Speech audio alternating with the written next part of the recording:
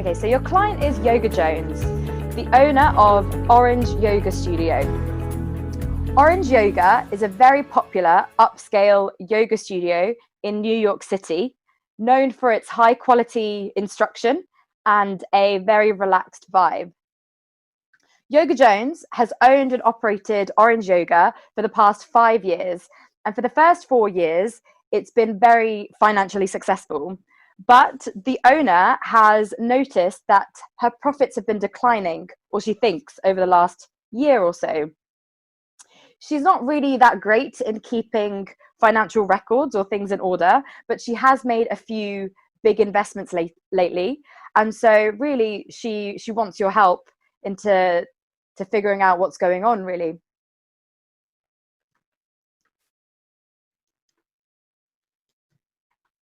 Okay.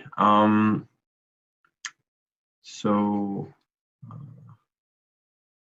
okay. So could I just quickly paraphrase the situation just to clarify? I got a clear understanding of what's happening. Yeah, absolutely. Okay, sure. So the client is a yoga studio. It's called Orange Yoga, and they're a very popular studio based in New York City that are known for their high quality and chill vibes. So really aiming for that upper market premium segment, I'm guessing. And it's relatively new, only 5 years old, and they've had a strong financial performance in the first 4 years. But last year, they've suddenly noticed that there's been some sort of decline in profits in the past year. But the accounting is quite messy, so not even that is certain. But a possible cause of this might be the big investments that were done. And so our task is to try and sort of make sense of this situation. Is that roughly? Yeah, I would say that's about right. Okay, sure. I just wanted to ask a few questions about how the yoga studio operates. Firstly, do they sort of sell one-to-one classes? Is it mainly group classes? Do they just sell the studio space and people go in there with in their free time and just do their own sessions? How is the yoga studio actually sort of formatted in terms of the members and the attendees? Okay, so the space is used with yoga classes. So Orange Yoga runs classes every single day, so on the weekends and on weekdays. And if you're interested, they do Vinyasa flow yoga specifically. Okay, sure. And do they sort of offer any other services that are paid for, or is this literally their only? It's just Vinyasa flow yoga every day. Is that all they offer? Yeah, Vinyasa flow every day. Okay, so it seems quite niche then. Do we know? Do we sort of? How certain are we the profits have been declining? Is that sort of a clear fact, or is that more of a question mark that the client would like us to investigate as well? Yeah, I mean, I think the client kind of has this sense that profits aren't as great as they were, but just has no idea how to go about it. Really. Okay, sure. So that's okay. So we'll have to investigate that as well before we can even tackle the profitability question. And I was also curious to understand what these big investments were. The studio seemed to be performing quite well for the past 4 years. So why was there a need to make a big investment? What was it for? Yeah, so I think you rightly said that the client's aiming for the premium market, wants to make sure that everything is like spick and span. So she's had some major maintenance upgrades for the studio. So things like new floors, new paint, like new bathroom facilities, stuff like that. Okay. So it's quite curious then that that the profits have been going down, because I would have imagined that these sort of refurbishments would have only increased the standing of this yoga studio in the eyes of its clients, and maybe even attracting more clients. So I'd be curious to investigate that later on. But so I'd like to finally just clarify what the objective is. Am I correct in saying that the first step would be to just verify what the profit is, and then secondly, based on that conclusion, assess how we can make the company profitable again, or if it is already profitable, then there's no need to make a sort of a further conclusion. Is that roughly? Yeah, The so I right would step? say for sure we want to find out if we're losing profits, and I think yeah, we would like to see how we can increase profitability. Okay. In any case. Okay. Yeah, sure. And do we have any information about the payment methods as well? Or Yeah, okay. So the way that I guess the yoga studio makes money is that the attendees, they pay per class. So they okay, don't do any like membership or subscriptions like you get in the gym. It's like per class, and everybody pays at the beginning, and okay, that will be that. okay, understood. Perfect. So could I just take a moment to tackle the first question of how do we determine whether or not it's profitable, and then get back to you? Yeah, sure. Okay, thank you.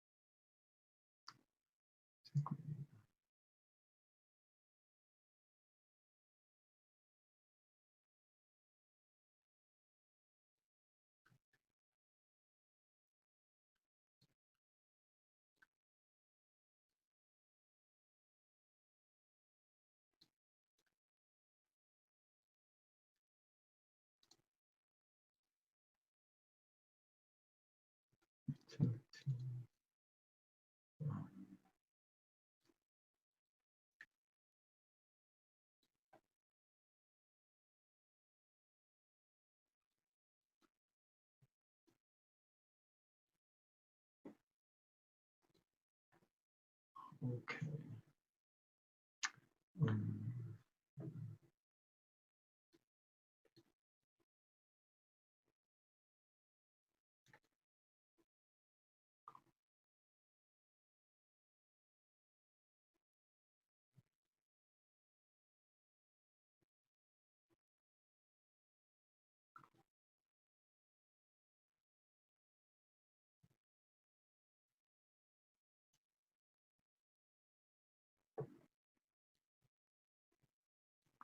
Okay.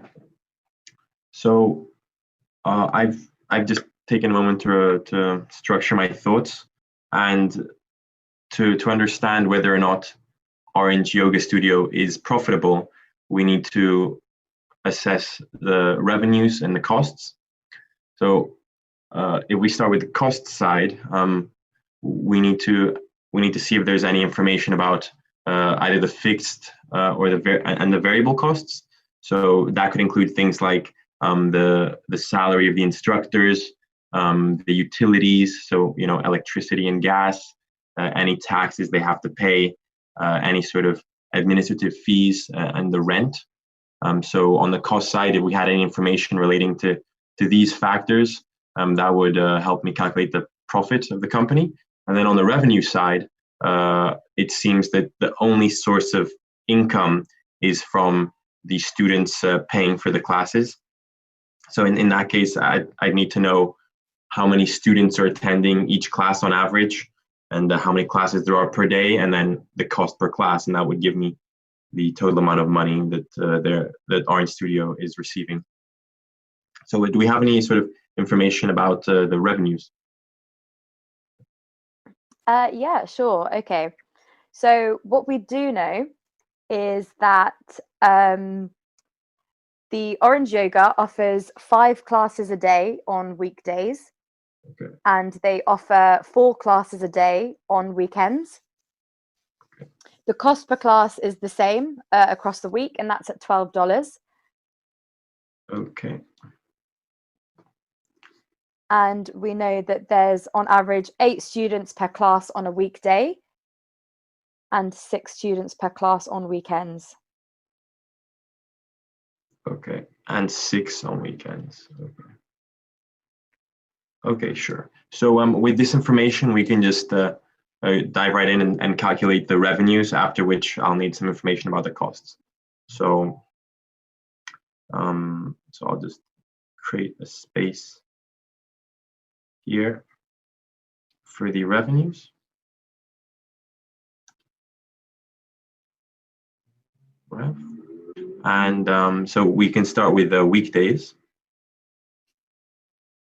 And we're saying that there are 8 students attending each class per weekday. And I'm sorry, actually,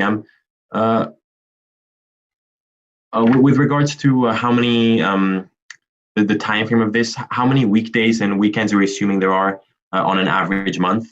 Because the month days are actually they vary. Okay, yeah. So you can assume there's 30 days in a month, so Okay, sure. 8 weekends days and 22 weekdays. Okay, okay. Sure, okay, that helps. So if we're saying 8 students per class on weekdays, and then on weekdays they offer 5 classes per day. So this tells us the number of students attending the yoga studio on an average weekday, and then we multiply that by 22 weekdays in a month. Then we multiply that by $12, and that would give us the total amount of money per month from weekdays. And then if we look at the weekends, that would just be 6 students times 4 classes times 8 days on the weekend times 12. And so now we just do this. So 8 times 5 is 40. 40 times 22 is 880. And then 880 times 12 is 8800. And then 1,760. Yeah, which is just 2 times 880. So that leaves us with 0, 6, 5, 10. And then on weekends, we just do this multiplication. So 6 times 4 is 24. And then 24 times 8 is just 160 plus 32, which is 192. Wait a sec.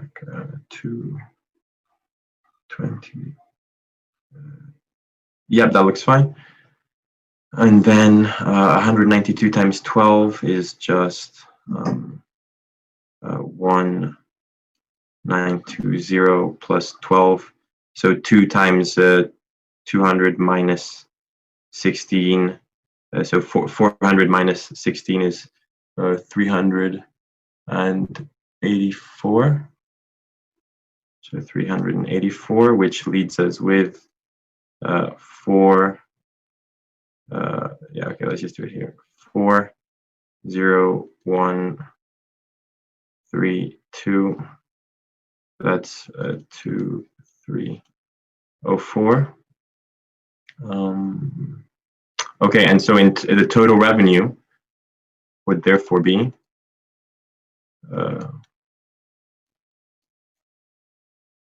46821. So every month, the yoga studio is generating $12,864.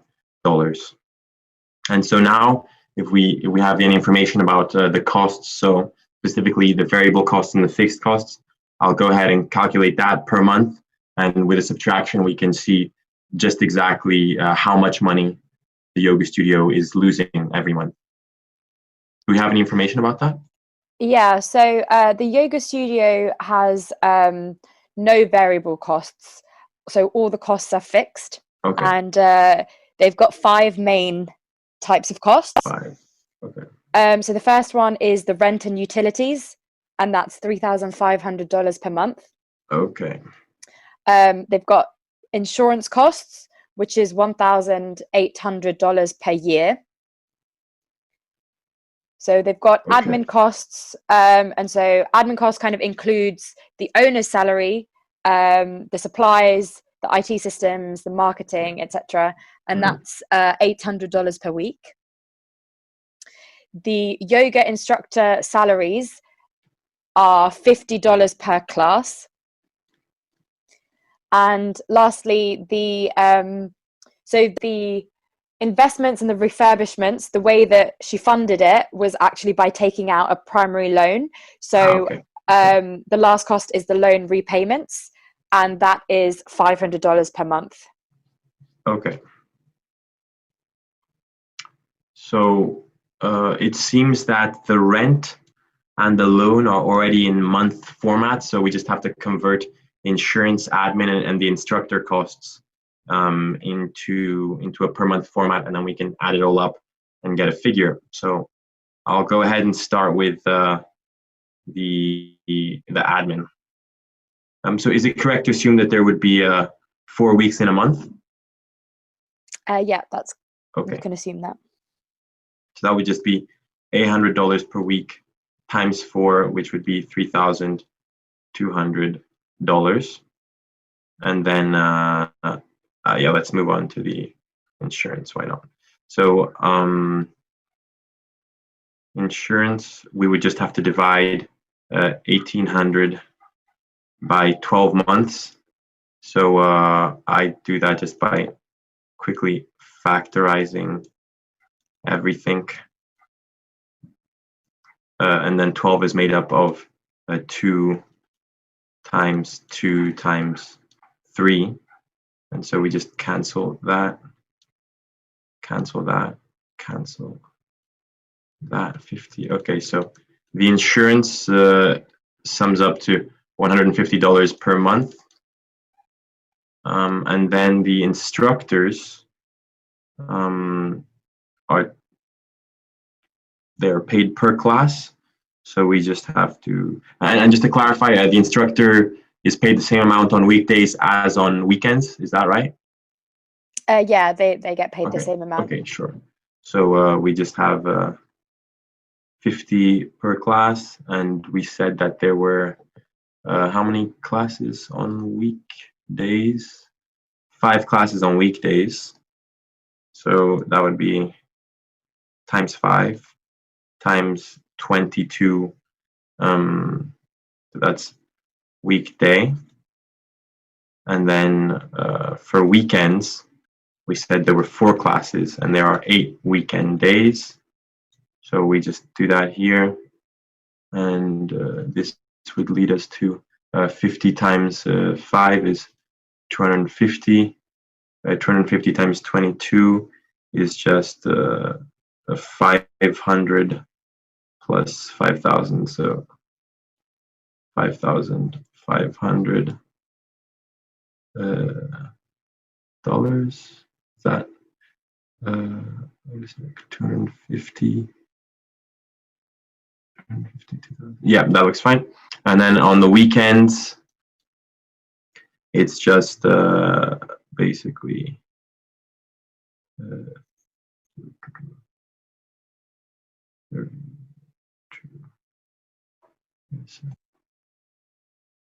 yeah, we can just do, it's simpler to do 200 times 8, which is just 1,600. And so from the classes in total, that would lead to 7,100 per month in costs.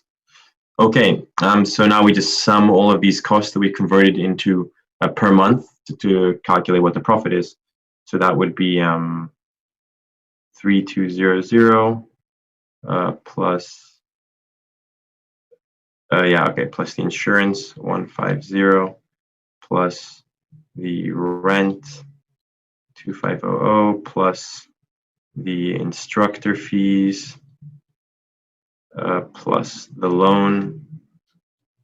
Okay, we just put that here. So that would 1, 2, 3, 4, 5. Okay, so then we end up with 0, 5, 5, 5.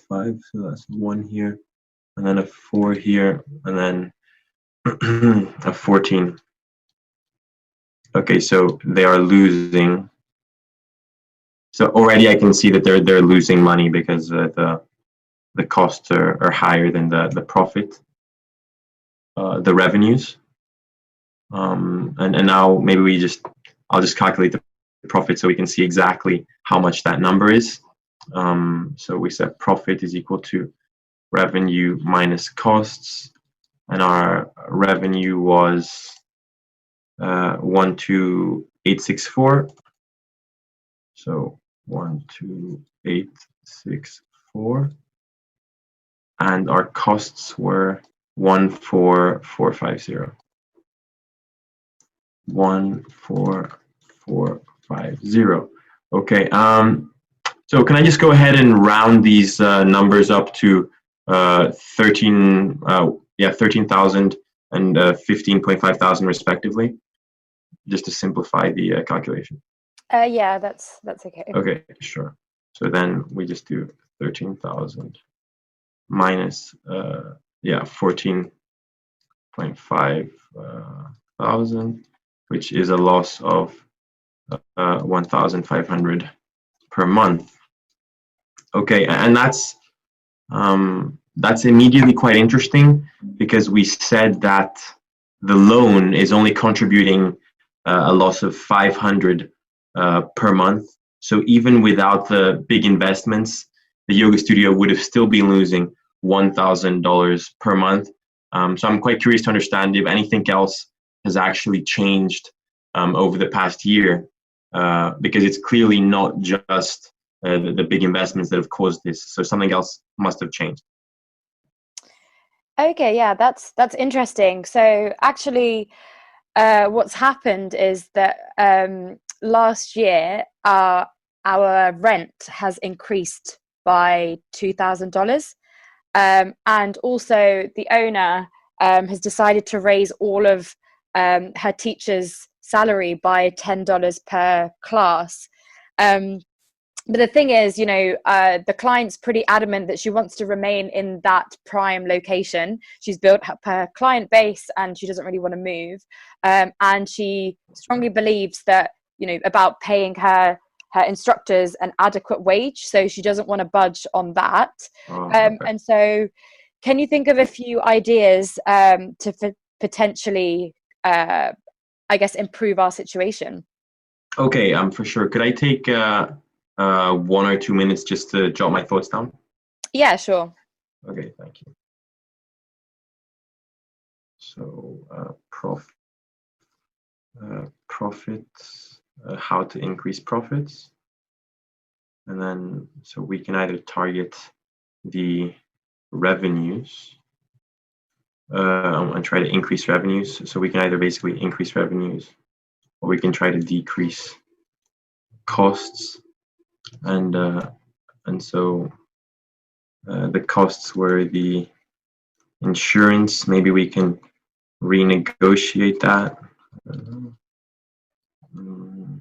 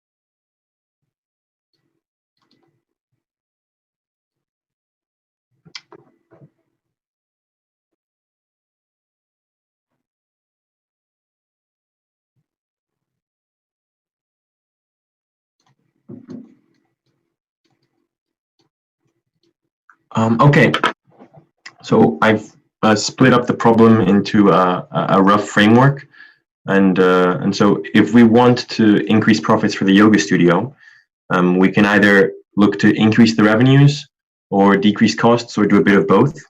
So on the cost side, there seem to be three recurring costs that we can try and play around with, because we've already said that the rent and the instructor salaries can't be touched. So on the insurance side, the yoga studio has been a good client for over 5 years.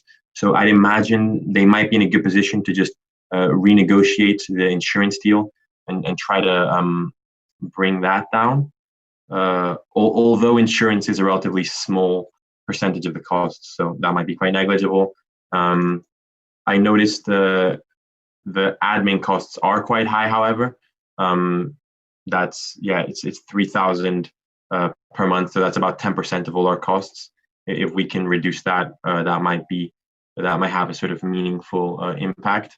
But I'm more convinced on the revenue side. In particular, we could try to increase the number of clients the yoga studio is receiving by offering a selection of online classes.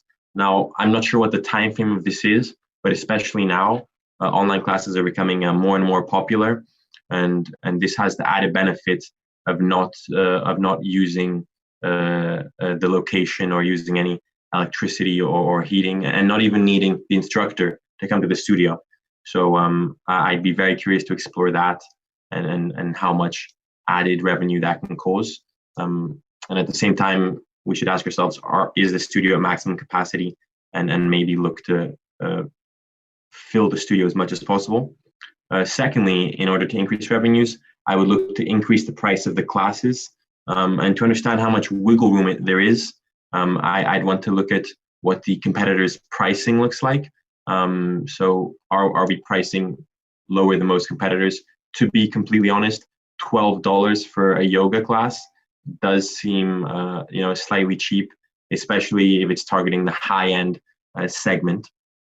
And again, are our customers loyal? So would they change yoga studio if there was a price increase? In my opinion, they actually wouldn't, because as we've been told, they have a premium location and they've got this distinctive, relaxing ambiance, which will probably mean that customers enjoy the place for what it is and would be happy to pay more. And then thirdly, maybe even offering products on sale at the shop, so selling things like yoga mats and water bottles that could even be branded, and that might create some more revenue.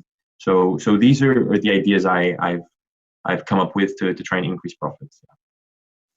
Okay, great. There's some interesting ideas there. So actually, the client wants to kind of set up a meeting ASAP, really. Would you be able to get together kind of your thoughts and recommendations? Okay, sure. Could I just take 1 minute to formulate that? Yeah, sure.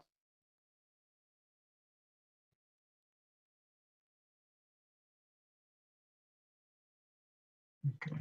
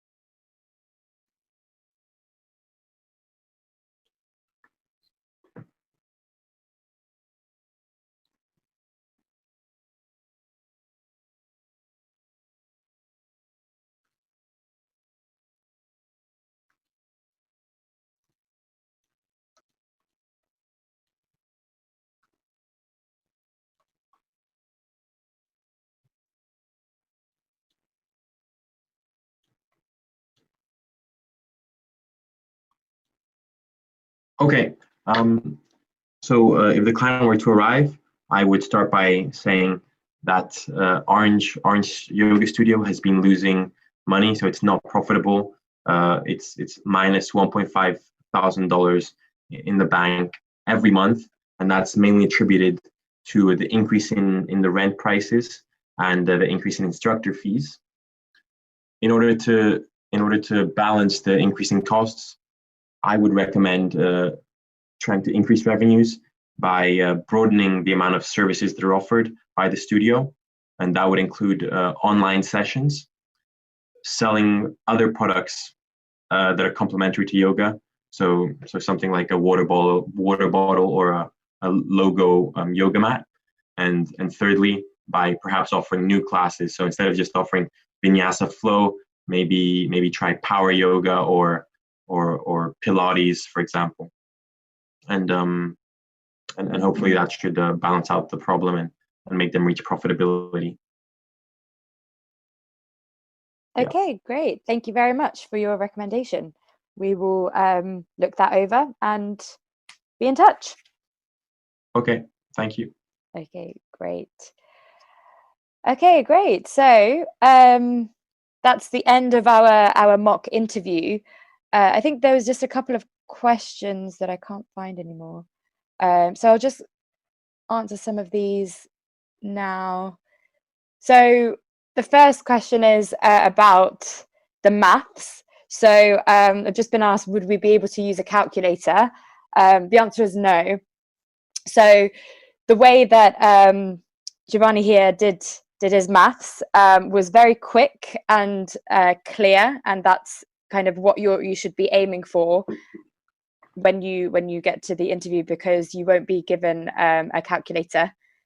And I think there was another question. Why do you include cost per class in revenue? Oh, okay. I think it's just the way that he said. I think when we were splitting up the revenues, instead of saying revenue per class or price per class, he actually said cost, which I think in terms of like an interview is fine, as long as the interviewer knows like what you're talking about. Then it's kind of okay. Okay, so I guess before we go into more general questions, I think what a lot of candidates or a lot of people listening might be thinking is, how do I get to this level, or where do I go from here? How do I start my preparation? And that's at the core of MBB 101. And actually, we've got some really helpful resources, which I'll just show you. Okay, so on our site MBB 101, we've got two key things that can really help you with your preparation to make sure that you're at that level of getting that job offer from McKinsey, Bain and BCG. And so the first thing is our really comprehensive guide. So this is our complete guide here. And so here we've put together an 8-part comprehensive and holistic guide taking you through step by step all of the key skills and concepts that will be assessed in your interview. And what's really special about this is that in the team behind MBB 101, we have consultants that not only are from varied backgrounds, as you've heard with my background and Giovanni's, but also we've got consultants that are from all 3 firms that have just received their offer like this year, or they've been at the companies for a few years, or they've even left. So we've got a real wealth of experience and guidance, and we've basically condensed it and put in all the key things into this course. And so we've got a module about not only the case interviews but your personal fit, which needs an equally considered strategy to tackle, because they are really important.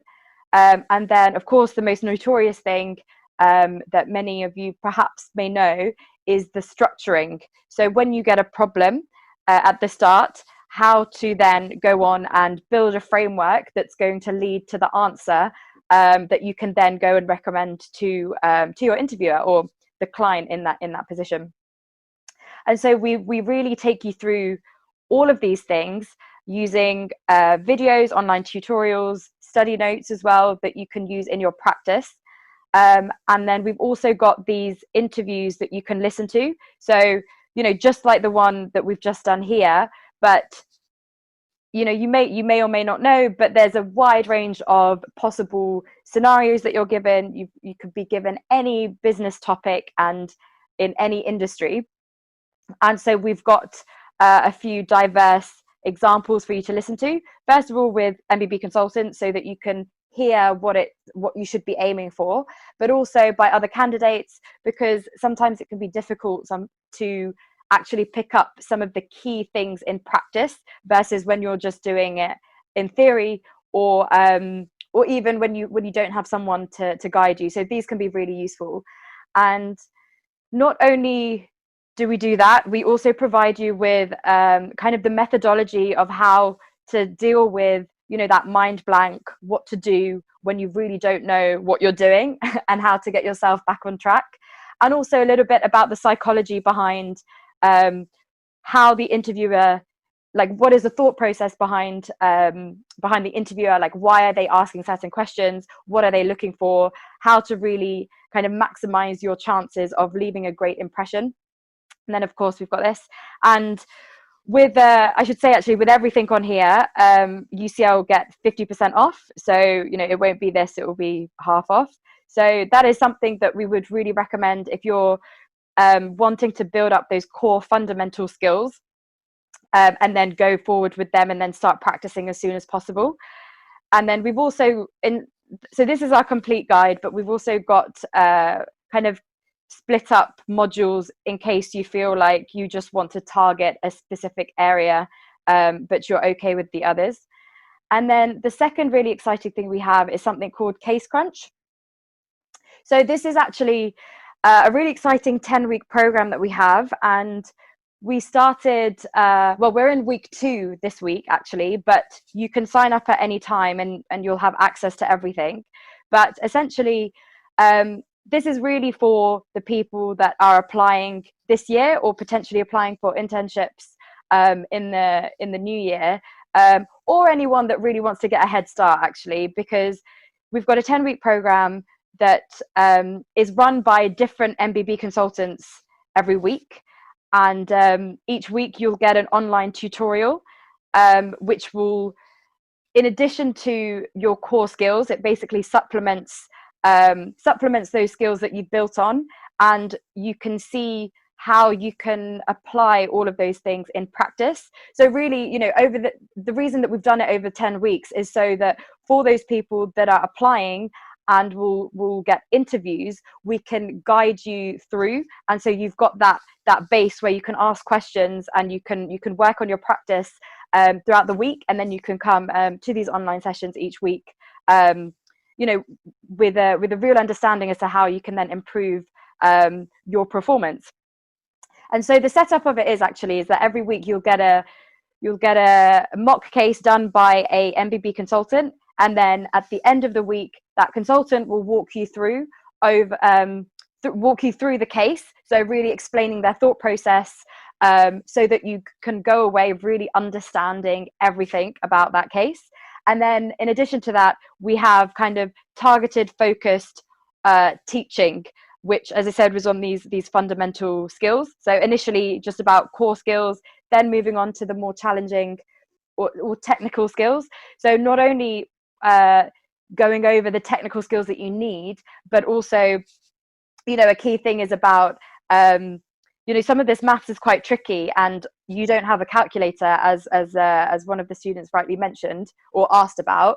And so really what's going to make you stand out are key practical hacks and tips and shortcuts behind, how do I calculate this quickly and efficiently to minimize my mistakes? How do I communicate things in a certain way to maximize my chances of getting the right answer? What is the interviewer looking for? All of these different things, which are hard to understand if you don't have someone there to kind of point these things out.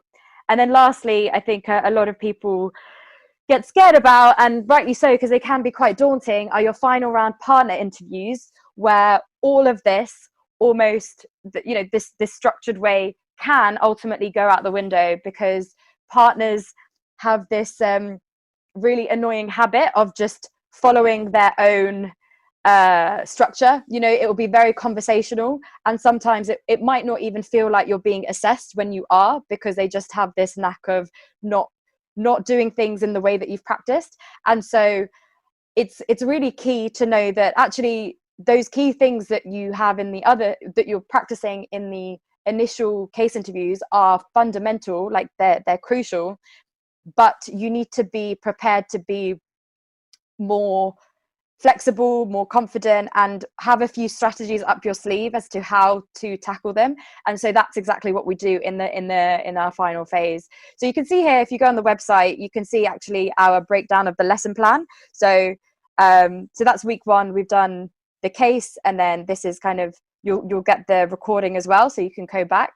And then as we move on into the week, or into the program, we will be moving on here.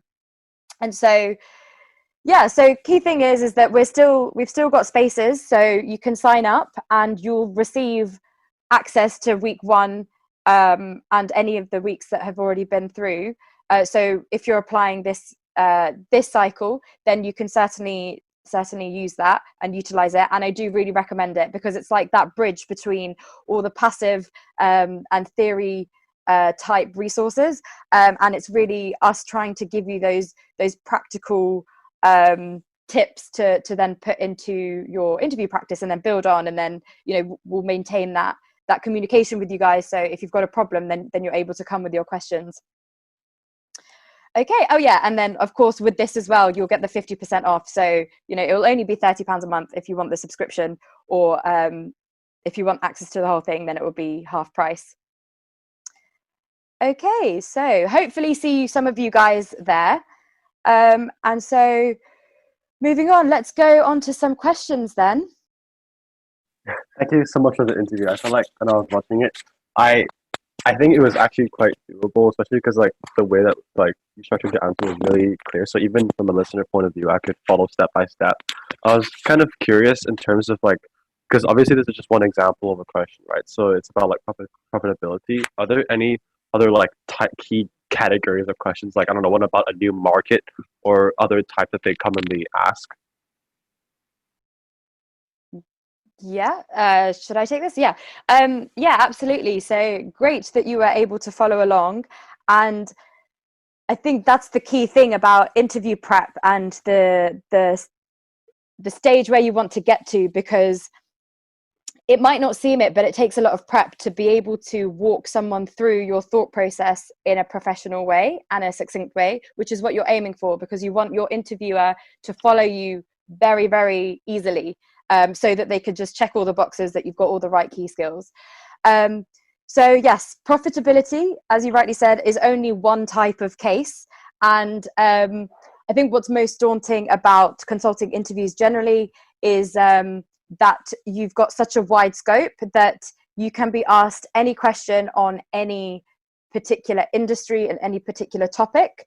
But there are key interview like case types that will cover, like if you understand them and understand the logic behind them, you can then utilize that going forward. And we go through all of these different types of case questions in our course, but like you said, like I think entering a new market is another type. You might have another case question where a client is considering buying another company and wants to decide whether that's a good idea or not. You might have another question about a company wanting to like diversify their revenue stream. So perhaps they might want to offer a new product or a new type of product. So assessing whether that's a good idea. But then you can, it's kind of never ending, because you could be like, okay, a company might be worried because there's a new player on the market. So another firm is becoming quite competitive. Like, what do we do? And ultimately, I think once you've understand those key questions, then it's about understanding the ambiguous ones and the curveball questions which don't really fit into that. And those are the ones that you just need a bit more strategy for. But yeah, so there's a wide scope, but there's certainly a way to tackle it in a way that is strategic and doesn't get overwhelming. Okay, thank you so much.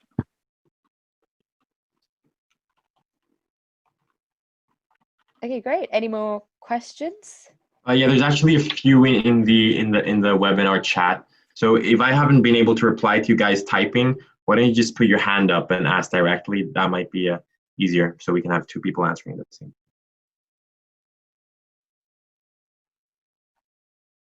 Yeah, Cynthia? Hi there. So thank you for hosting the event. I actually have a more personal and wordy question. So I'm also from an MBBS program, and I'm exploring consulting as well. Mm-hmm. So what are some transferable skills or knowledge that you can transfer from the two professions, and what's like the best way to go about it? Okay, so MBBS, you're doing medicine? Yeah. Yeah. Okay, awesome. Yes, I can answer this question. So I would say, do you know what? What I personally found is that everything that you do as a medic and even as a doctor is very, very, very transferable to consulting.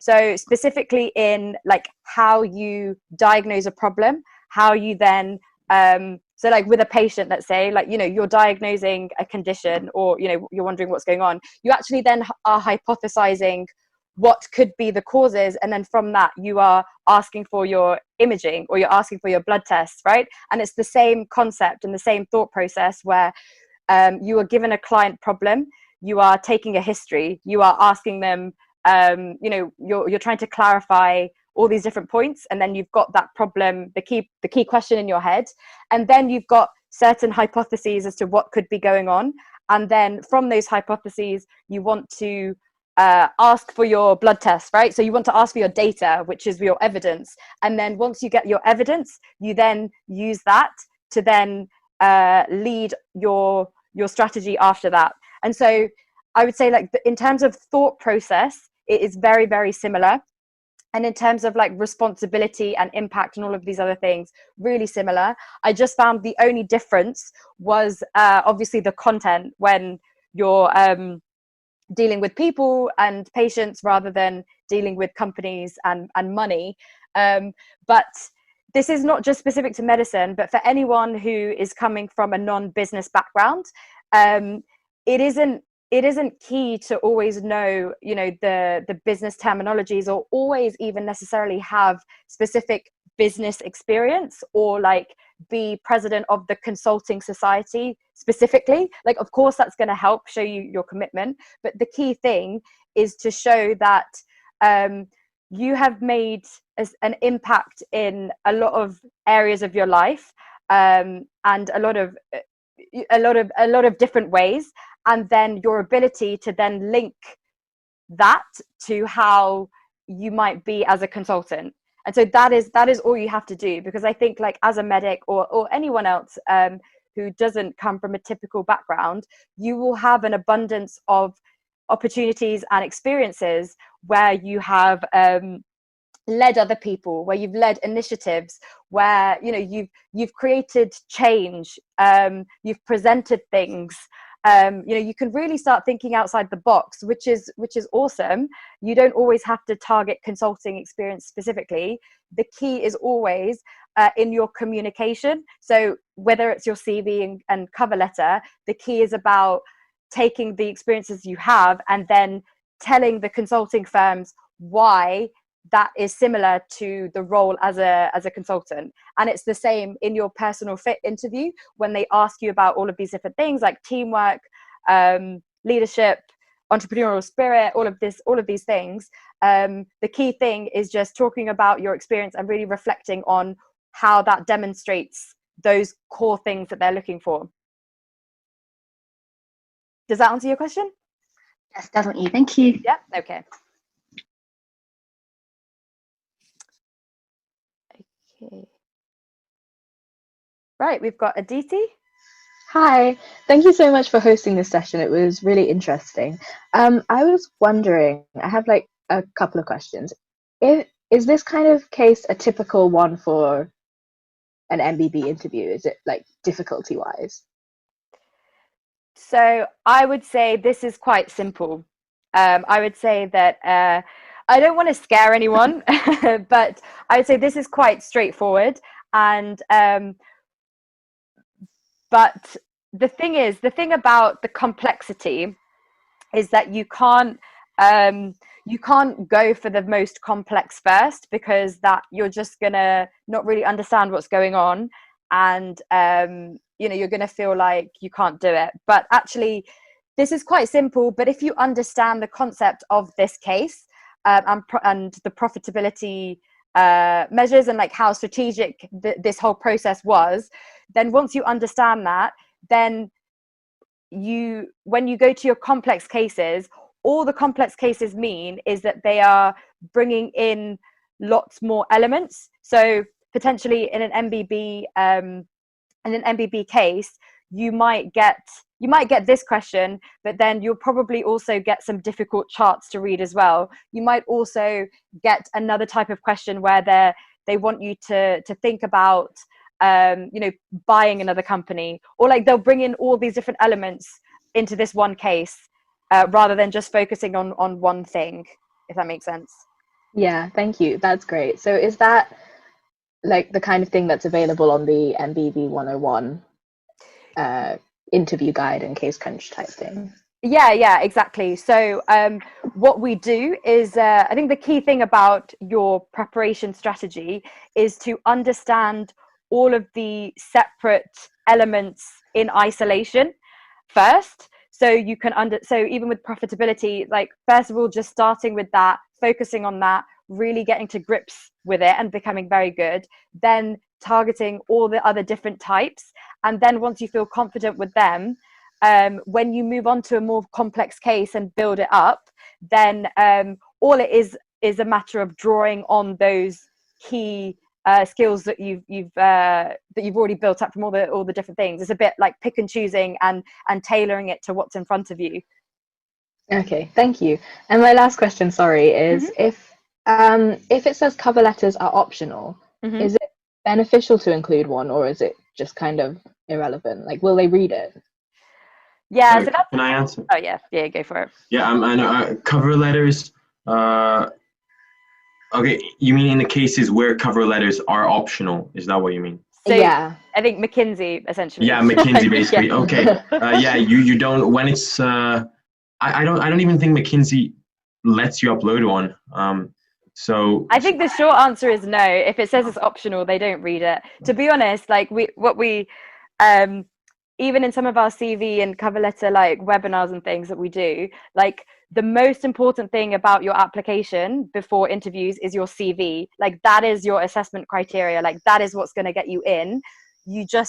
Cover letters are good for sometimes for like experienced hires, or when that jump into consulting isn't that obvious. So like you can talk a little bit about the motivation side. Like that's the only time where I feel like it might help. But otherwise, you just need to make sure your cover letter is like not really bad. So you just need to make sure like you don't make any stupid mistakes, that grammatically it's fine, that it's pretty basic, and it will be fine. Focus on your CV. okay, thank you. we actually have a YouTube video coming out in a few weeks that goes into that in even more detail. So if you're curious, just keep an eye on our channel. Thanks. Great. Bye. Bye. Okay, so Nicholas.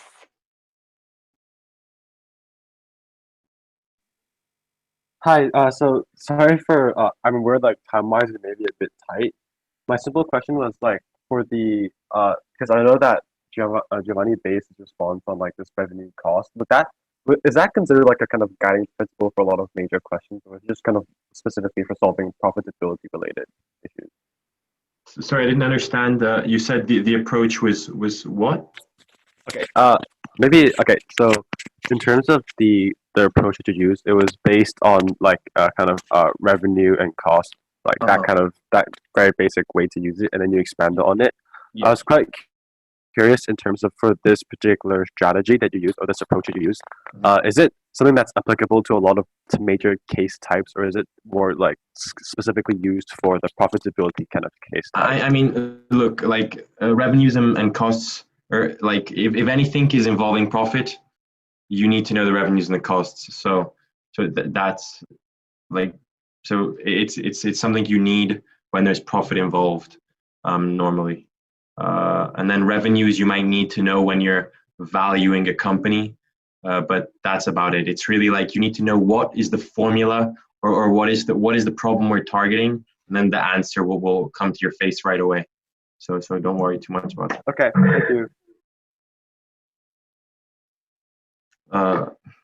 Cynthia,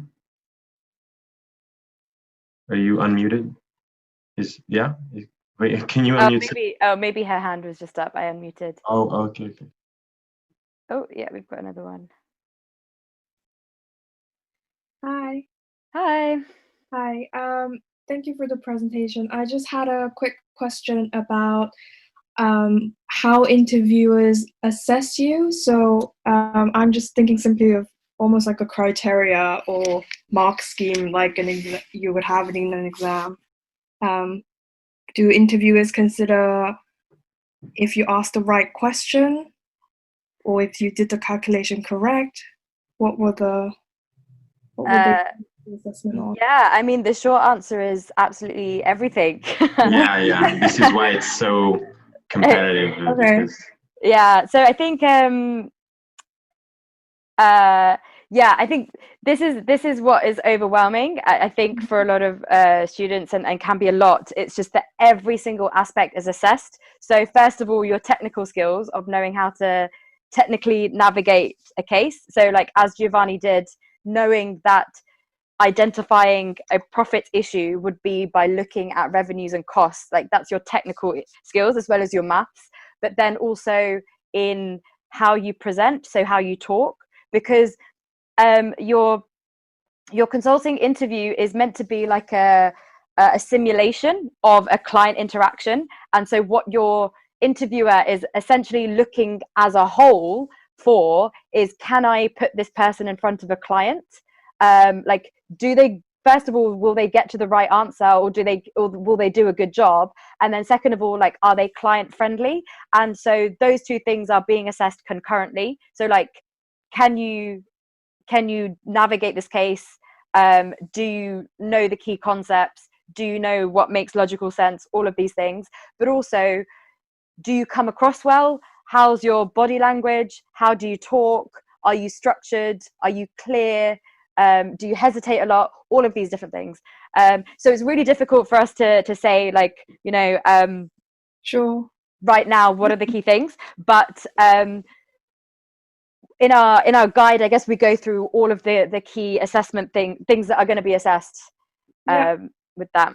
If I can add as well, there's actually a YouTube video as well. If you just want a sort of a more higher level, like it's more high level than the guide, but it's more detailed than what we've just told you now. So you just keep an eye on our YouTube channel. In the next few weeks, we'll be releasing a video that actually targets exactly what you're looking for. Oh, actually, sorry, I just forgot. We do actually have a mark scheme that is really useful. So I'll send it.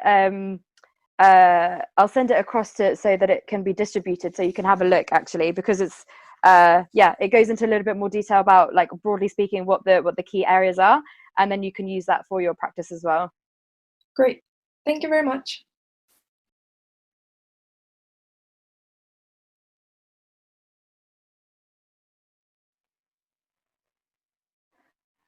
Okay, great. I think we've maybe got time for one or two more, but has anyone else got any questions?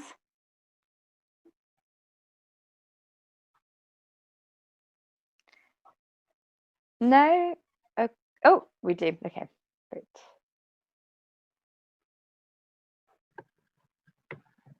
Hello, thank you for the really insightful presentation and case study session you guys had. You're welcome.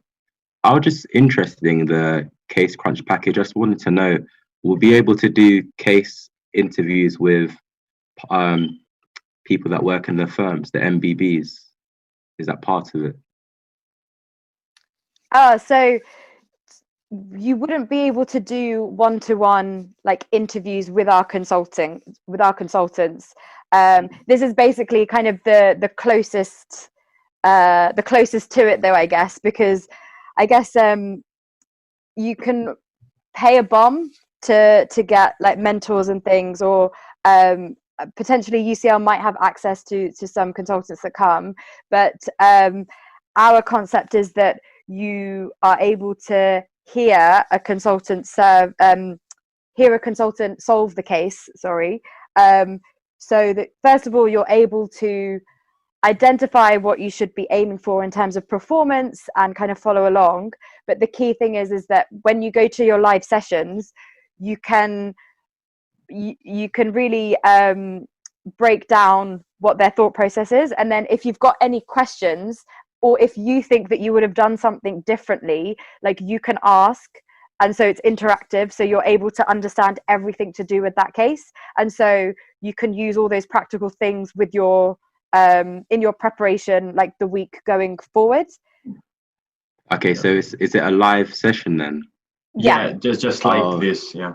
Except Okay. slightly more detailed, of course, because we go through a lesson as well. But yeah, so the lessons they can range from like an hour and a half to 2 hours. Last one overran, but it's just because we go into everything in so much detail, and so really we want everybody to walk away from there really understanding, like, okay, if I was in that situation, this is what I would do, or this is what I would do. Like, I can understand everything, and then some of those key things you can then go find a case partner and do the same thing. And then it also allows you to I guess if you've got any questions throughout the week as well, even if it's to do with preparation, not specifically due to the case that we've given, it just allows you to ask us, and we can kind of guide you with that too.